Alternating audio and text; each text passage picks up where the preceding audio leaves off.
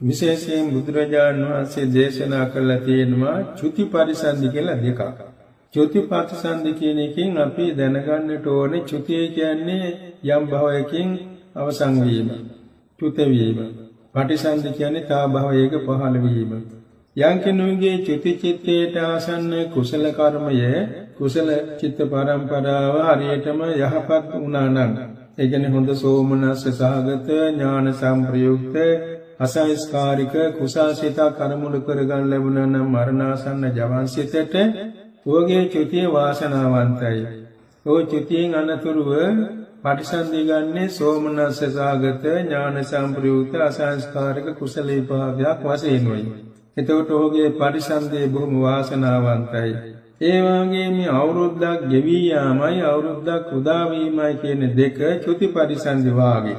අවුරුද්දක් ගෙවි යනකොට අපි හිතන්නට ඕනේ මේ අවුරුද්ද තුල මම මේ විදිහේ ආගමික පින්කම් වල යෙදුණා. මේ විදිහේ මගේ ජීවිතේට යහපත් දේවල් මම කරගෙන තියෙනවා. නිතිපන්සිලක් අපෝයට සිරයක් ආදී වශයෙන් යහපත් දේවල් සිහිපත් කරගෙන හිත පිරිසිදු කරගන්නවා.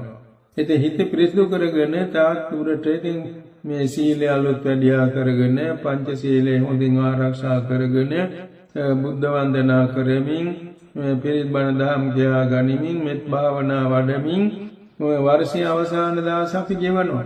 එතකොට අපට ඊළඟට උදා වෙන දවසේ අමුතු දවසක් නෙමෙයි බොහොම වාසනාවන්ත දවසක් බවටපත් වෙනවා. ඒ නිසා දැන් අපි අවුරුද්දක් ගෙවිගෙන යන මේ මොහොතේදී හිතන්නට ඕනේ 365 දවසක් මුළුල්ලේ අපි මේ විදිහට යහපත් ජීවිත ගත කළා. ඒ හේතුවෙන් අපට ඊළඟට උදාවන වර්ෂයේ මීට වඩා වාසනාවන්ත පුණ්‍යවන්ත පාරමිතා වර්ෂයක් වේවා කියලා අදිෂ්ඨාන කර ගැනීමයි වැදගත් වෙන්නේ. එනිසා දැන් දෙසැම්බර් මාසයේ 31 වෙනිදා අපි හිතන්නට ඕනේ තමන්ගේ සීලය පිරිසිදු කරගෙන මෙත්තා භාවනාවක් වඩලා ලෝකයට සෙත් පැතීම බුදු ගුණ අනන්තයි සදාම් ගුණ අනන්තයි මහා සංඝ ගුණ අනන්තයි අනන්ත බුදු ගුණ බලයෙන් අනන්ත සදාම් ගුණ බලයෙන් අනන්ත මහා සංඝ ගුණ බලයෙන් අනන්ත මෞපිය ගුණ බලයෙන් අනන්ත ආචාර්ය උපාධ්‍යාය ගුණ බලයෙන් අනන්ත මහා බෝසත් ගුණ බලයෙන් අනන්ත ආර්ය දිව්‍ය රාජ ගුණ බලයෙන් අනන්ත ආර්ය බ්‍රහ්ම රාජ ගුණ බලයෙන් අපට මේ ගෙවි යන වර්ෂයට වඩා උදාපත් වෙන වර්ෂයේ වාසනාවන්ත වේවා. උදා වෙන වර්ෂයේ අපට පුණ්‍ය වර්ෂයක් වේවා, පාරමී වර්ෂයක් වේවා, ධර්ම වර්ෂයක් වේවා. එවැගේම සාමය ඇති වර්ෂයක් වේවා, සමාදානය ඇති වර්ෂයක් වේවා. උදාපත් වෙන වර්ෂයේ තුලදී සීල මනුෂ්‍යෝ සීල සත්‍යෝ නිදුක් වේත්වා, නිරෝග වේත්වා, සුවපත් වේත්වා.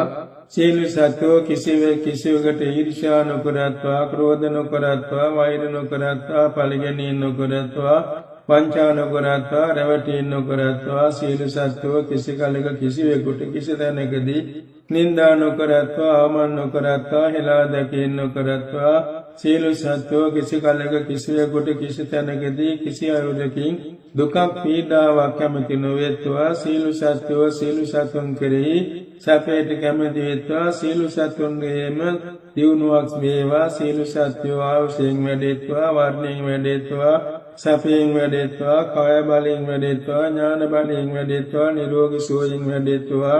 සීල සත්‍යෝ සම්මා දිට්ඨිය වෙත්වා, සම්මා සංකල්පනායත්ව වෙත්වා, සම්මා වාචායත්ව වෙත්වා, සම්මා කම්මන්තයත්ව වෙත්වා, සම්මා ආජීවයත්ව වෙත්වා, සම්මා වායාමයත්ව වෙත්වා, සම්මා සතියත්ව වෙත්වා, සම්මා සමාධියත්ව වෙත්වා.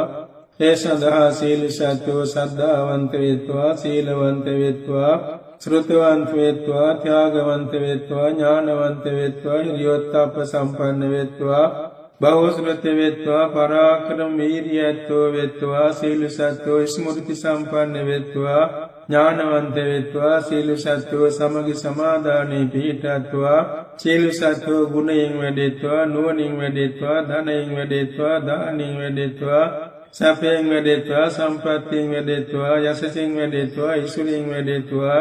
සීල සත්‍යෝ නිදුක්ව නිරෝගීව සුවපත්ව ආයු වර්ණ සැප බල ප්‍රඥා වින්දනය කරමින් මෙලොව වශයෙන් වින්සත් සත්වර්ෂාධික කාලයක් දීර්ඝාස වින්දනය කෙරෙත්වා.